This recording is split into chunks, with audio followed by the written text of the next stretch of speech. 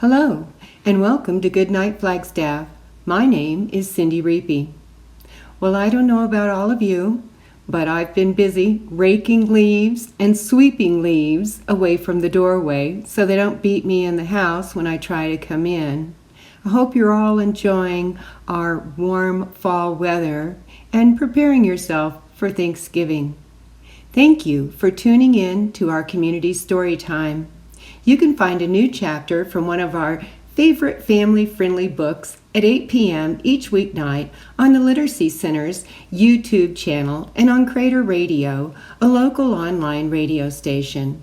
The previous chapter is replayed on Crater Radio each weeknight at about 7:30, just before the new chapter airs. You can also listen to all previous Goodnight Flagstaff recordings on YouTube. We are currently reading The Fellowship of the Ring by J.R.R. Tolkien. If you'd like to check it out to read along with us at home, it is available at the library. Check one out today with your Coconino County library card. Please email us if you'd like to join our team of members and connect with your community through stories. All ages are welcome. Our email is goodnightflagstaff@gmail.com. Last time we read together, hearing drum beats drawing nearer and nearer, they prepared to fight. Orcs and a cave troll attacked, striking Frodo with a spear just as they were fleeing out the door. Amazingly, Frodo survived, and Gandalf was able to put spells on the door while the others ran. They came to a narrow bridge where they made their last stand. Gandalf fell into the pit with his enemy, the Balrog.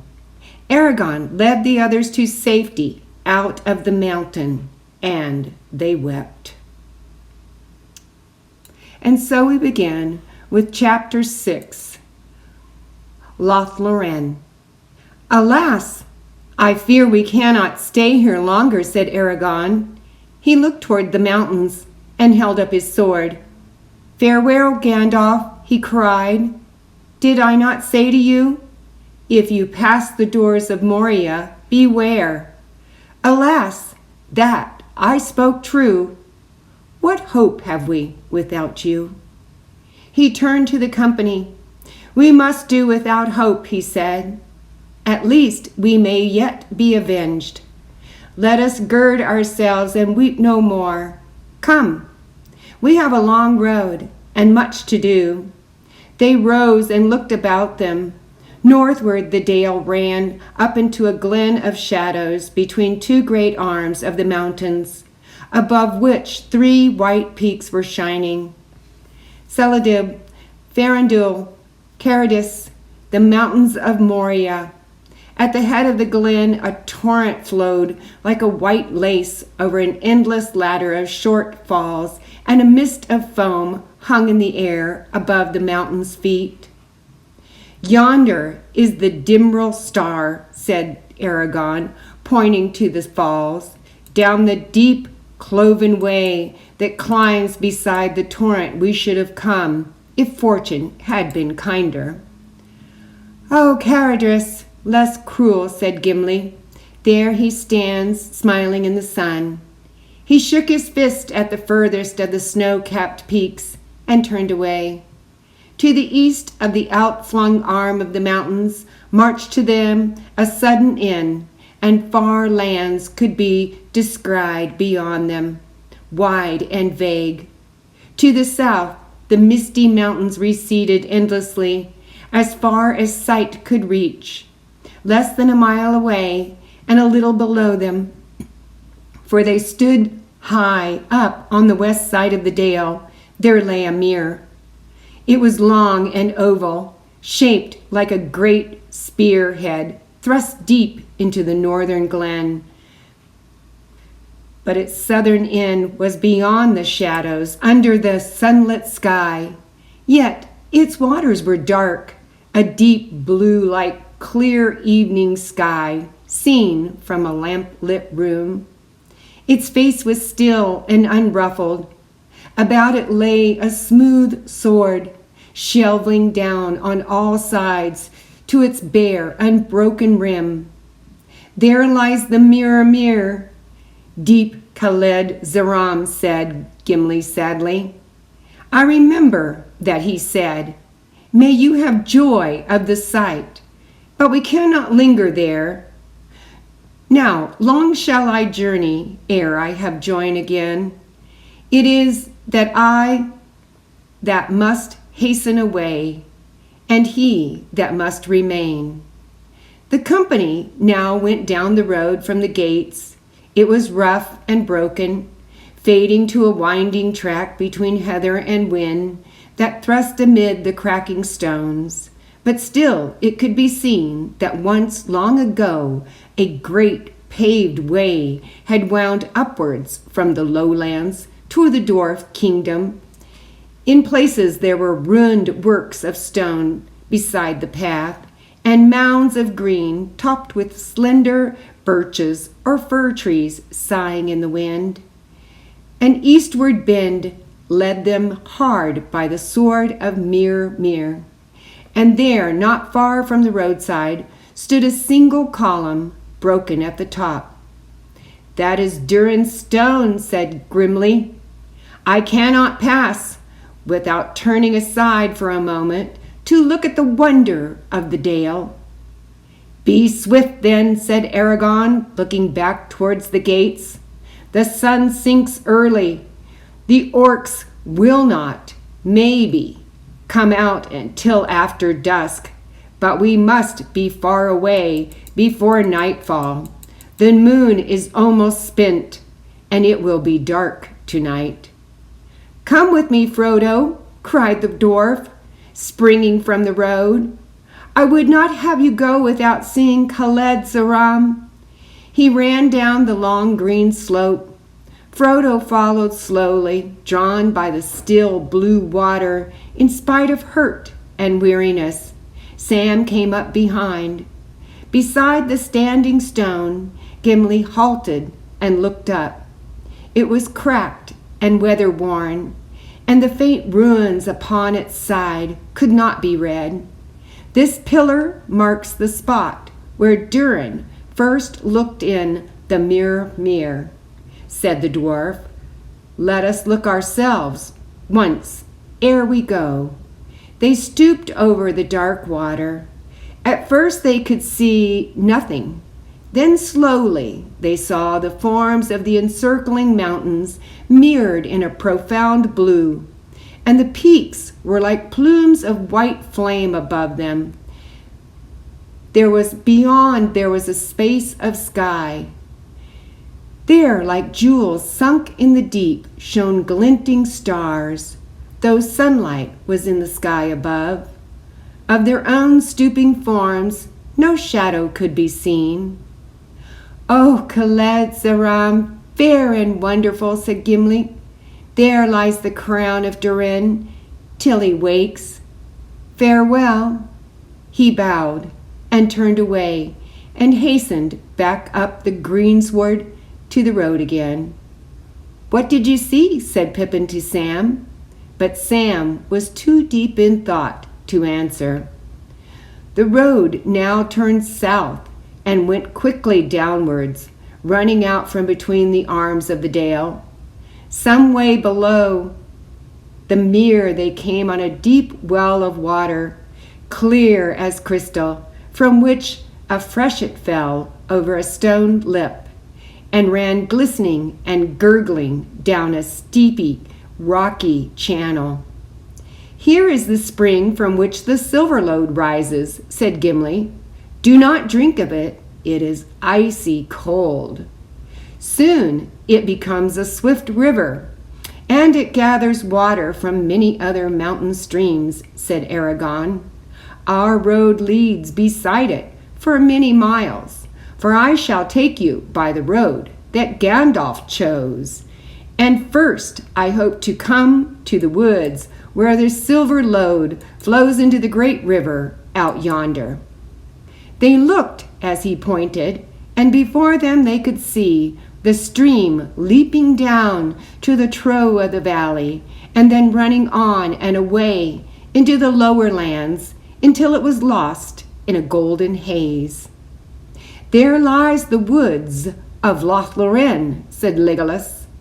"That is the fairest of all the dwellings of my people. There are no trees like the trees of that land, for in the autumn their leaves fall not, but turn to gold.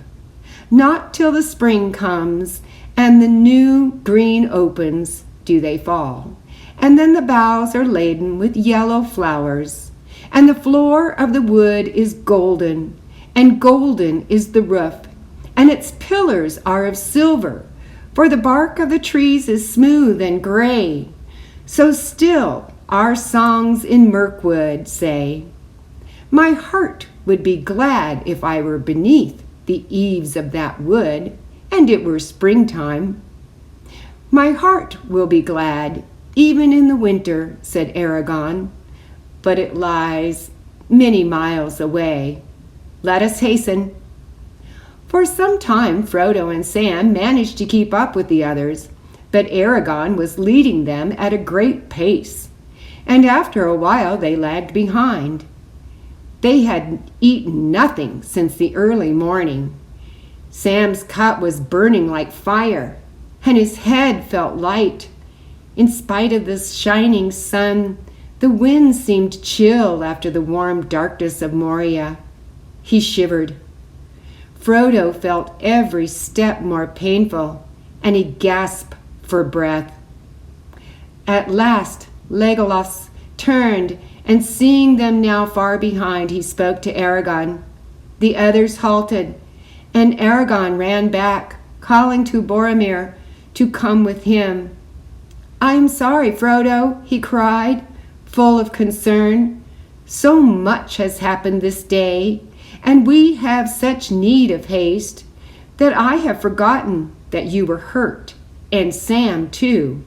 You should have spoken. We have done nothing to ease you as we ought, though all the orcs of Moria were after us. Come now.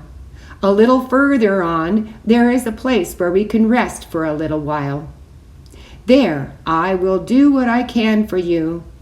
Come, Boromir, we will carry them." Soon afterwards they came upon another stream that ran down from the west, and joined its bubbling water with the hurrying Silverlode. Together they plunged over a fall of green-hued stone and foamed down into a dell. About it stood fir trees, short and bent, and its sides were steep and clothed with hart's tongue and shrubs of whortleberry. At the bottom there was a level space through which the stream flowed noisily over shining pebbles. Here they rested.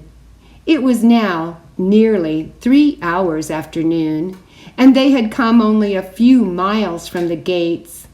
Already the sun was westering. While Gimli and the 2 younger hobbits kindled a fire of brush and firwood and drew water, Aragorn tended Sam and Frodo. Sam's wound was not deep, but it looked ugly, and Aragorn's face was grave as he examined it.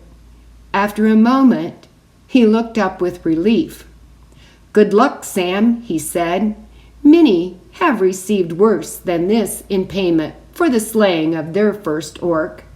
The cut is not poisoned, as the wounds of orc blades too often are. It should heal well when I have tended it. Bathe it when Gimli has heated water." He opened his pouch and drew out some withered leaves. "They are dry, and some of their virtue has gone," he said, "but here I have still some of the leaves of Otius, and that I have gathered near Weathertop. Crush one in the water and wash the wound clean, and I will bind it. Now it is your turn, Frodo." "I am all right," said Frodo, reluctant to have his garments touched. "All I needed was some food and a little rest." "No," said Aragorn, "we must have a look and see what the hammer and the anvil have done to you. I still marvel that you are alive at all." Gently he stripped off Frodo's old jacket and worn tunic and gave a gasp of wonder. Then he laughed. The silver corselet shimmered before his eyes like the light upon a rippling sea. Carefully he took it off and held it up, and the gems on it glittered like stars, and the sound of the shaken rings was like the tinkle of rain in a pool. "Look, my friends," he called. "Here's a pretty hobbit skin to wrap an elven princeling in. If it were known that hobbits had such hides, all the hunters of Middle-earth would be riding to the Shire, and all the arrows of all the hunters in the world would be in vain," said Gimli, gazing at the mail in wonder. "It is a mithril coat." "Mithril? I have never seen or heard tell of one so far." "And fair? Is this the coat that Gandalf spoke of?" Then he undervalued it, but it was well given. "I have often wondered what you and Bilbo were doing so close in his little room," said Merry. "Bless the old hobbit, I love him more than ever. I hope we get a chance of telling him about it." There was a dark and blackened bruise on Frodo's right side and breast. Under the mail there was a shirt of soft leather, but at one point the rings had been driven through it into the flesh. Frodo's left side also was scored and bruised where he had been hurled against the wall. While the others set the food ready, Aragorn bathed the hurts with water in which Althæus was steeped. The pungent fragrance filled the dell, and all those who stooped over the steaming water felt refreshed and strengthened. Soon Frodo felt the pain leave him, and his breath grew easy, though he was stiff and sore to the touch for many days. Aragorn bound some soft pads of cloth at his side. "The mail is marvelously lit and light," he said. "Put it on again if you can bear it.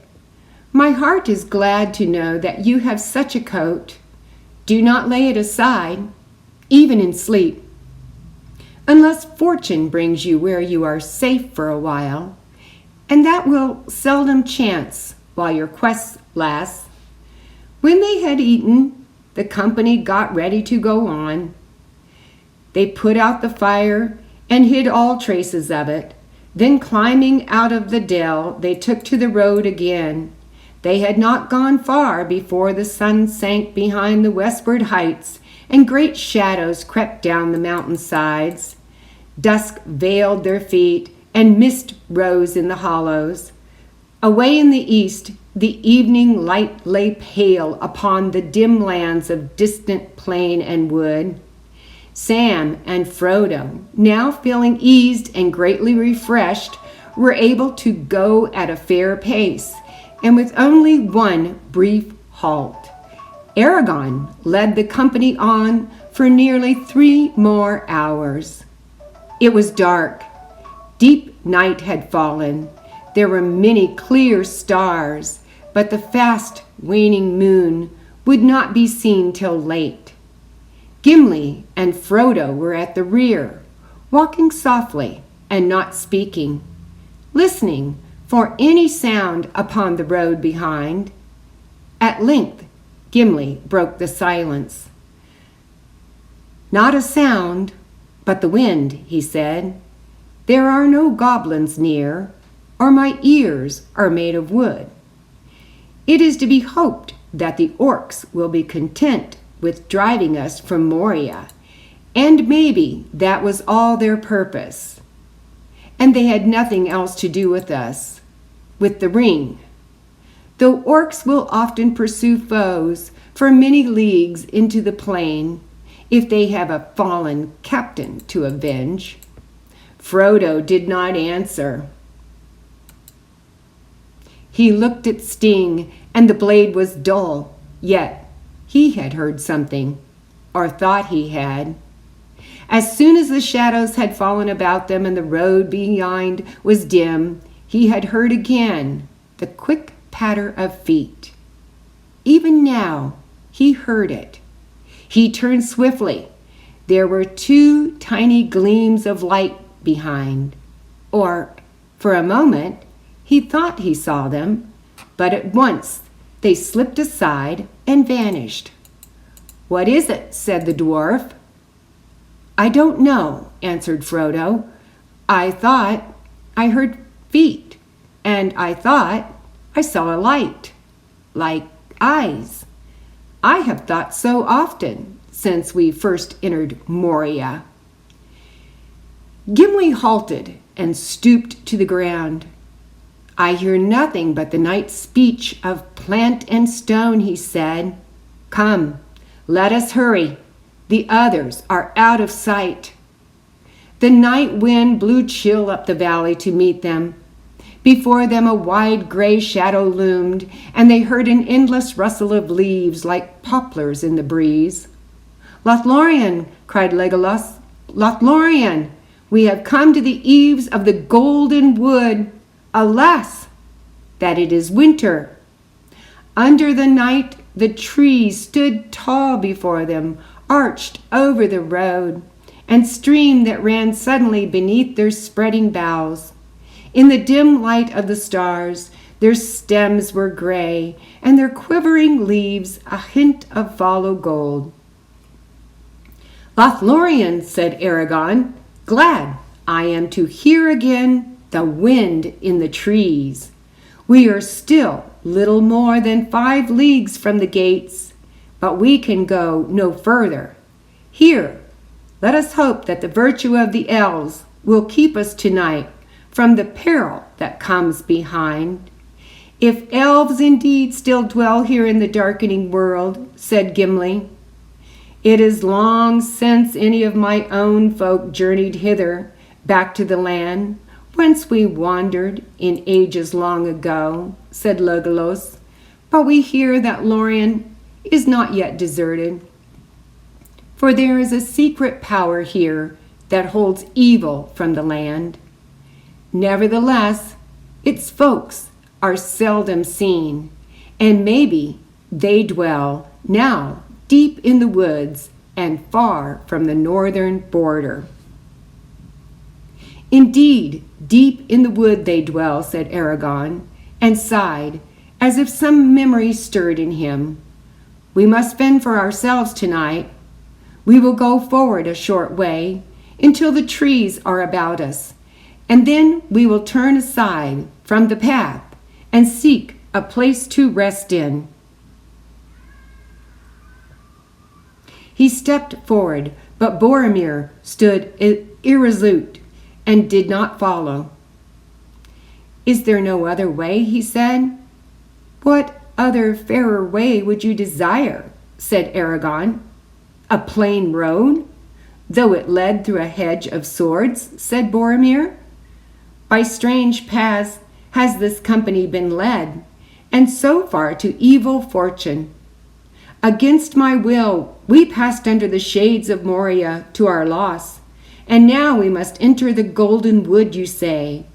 But of that perilous land we have heard in Gondor, and it is said that few come out who once go in, and of that few none have escaped unscathed. Say not unscathed, but if you say unchanged, then maybe you will speak the truth," said Aragorn. "But lore wanes in Gondor, Boromir, if in the city of those who once were wise, they now speak evil of Lothlorien.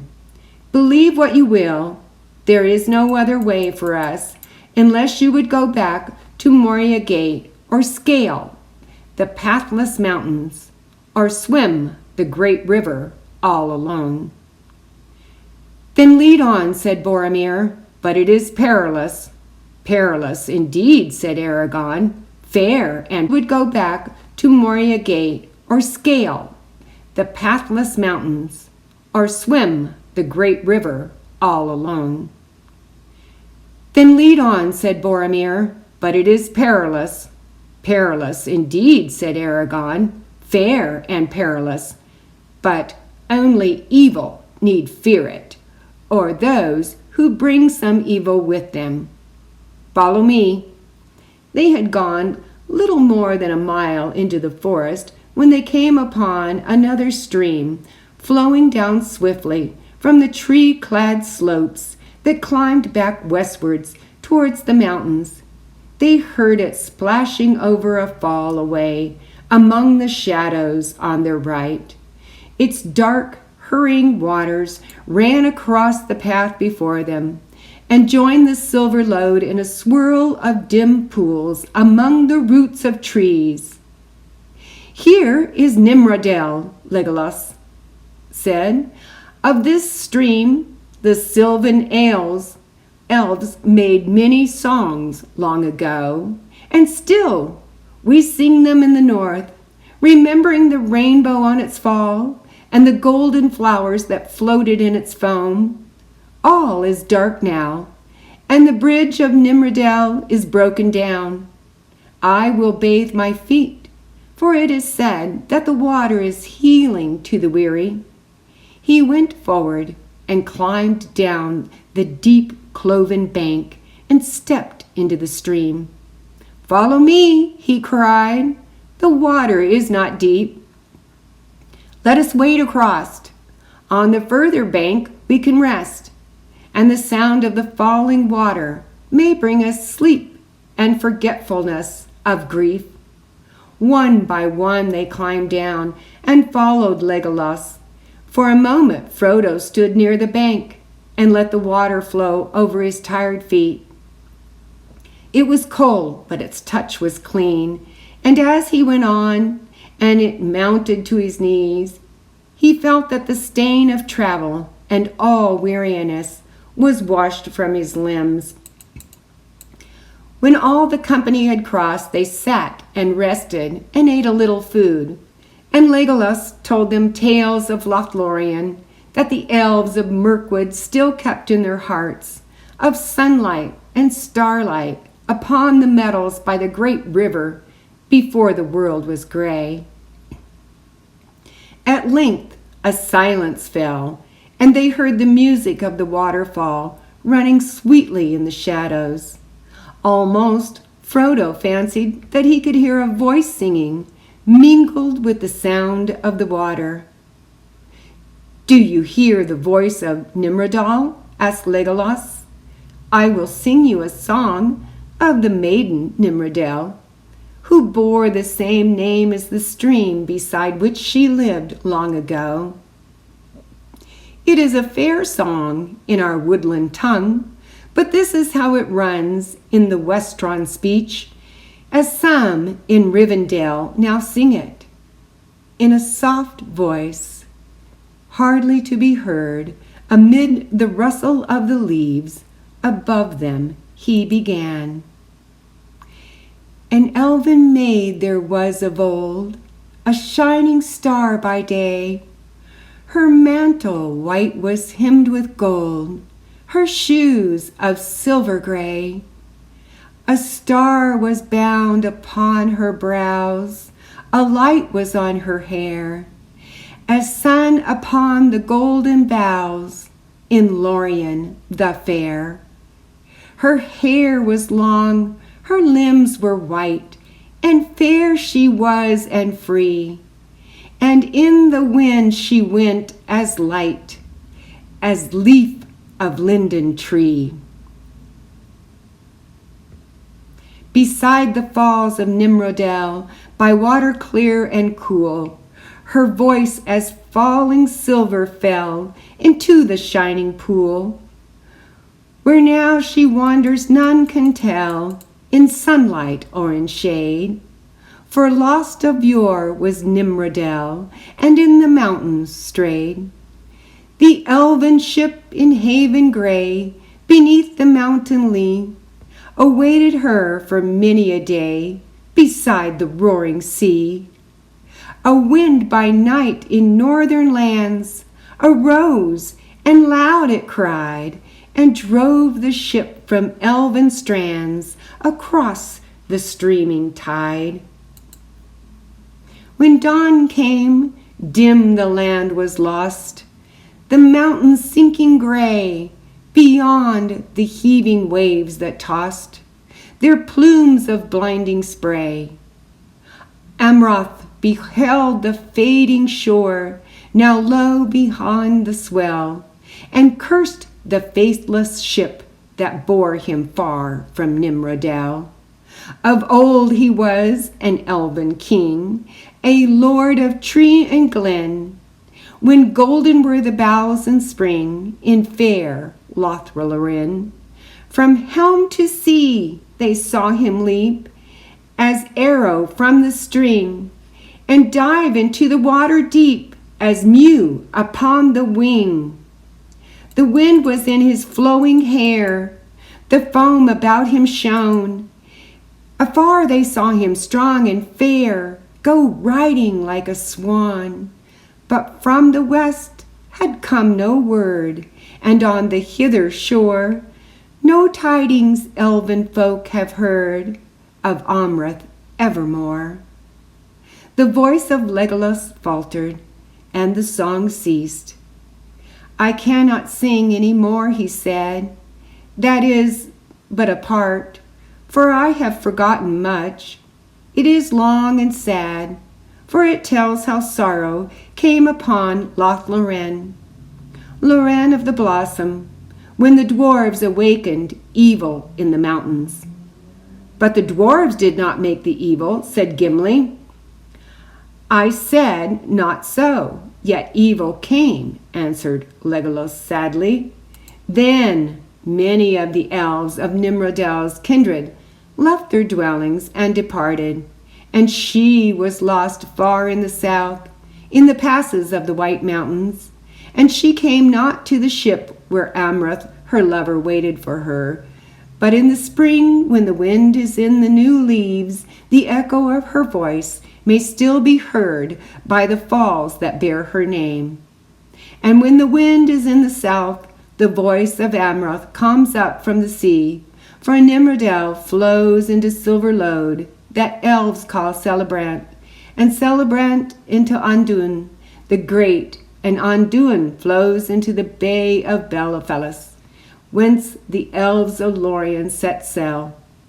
But neither Nimrodel nor Amroth ever came back.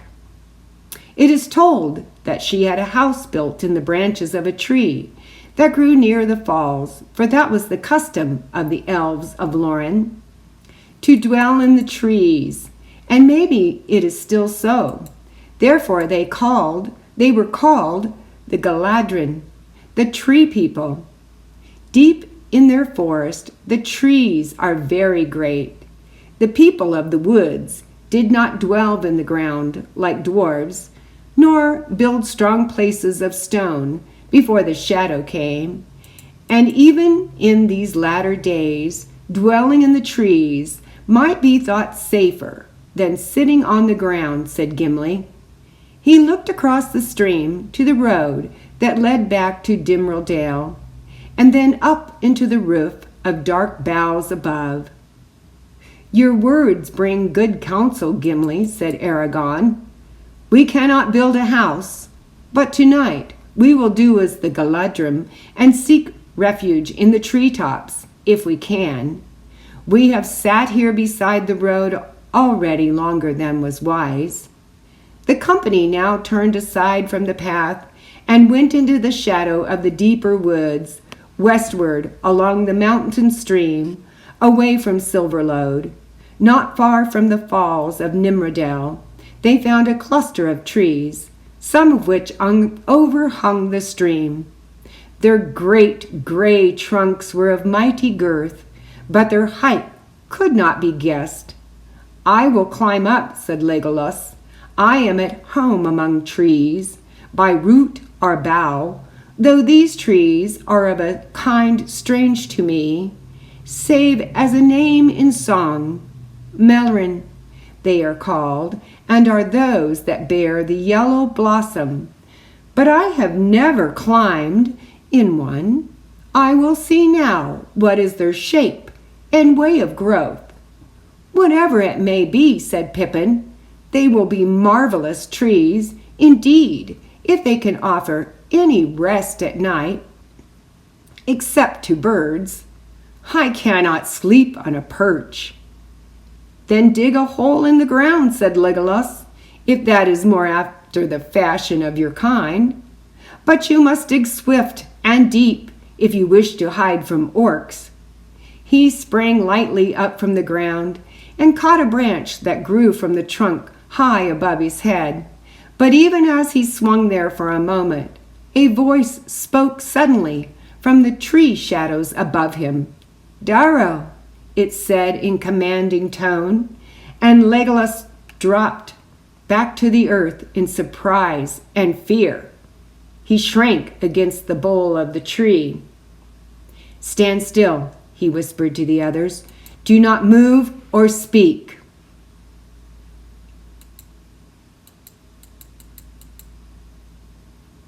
There was a sound of soft laughter over their heads, and then another clear voice spoke in an elven tongue.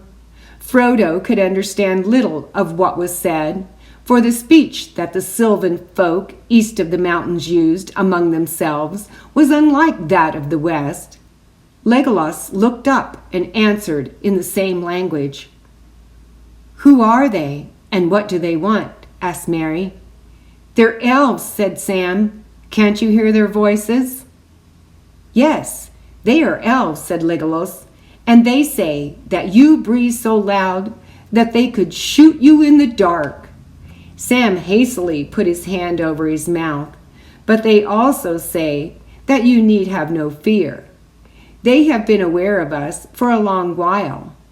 They heard my voice across the Nimrodale and knew that I was one of their northern kindred, and therefore they did not hinder our crossing.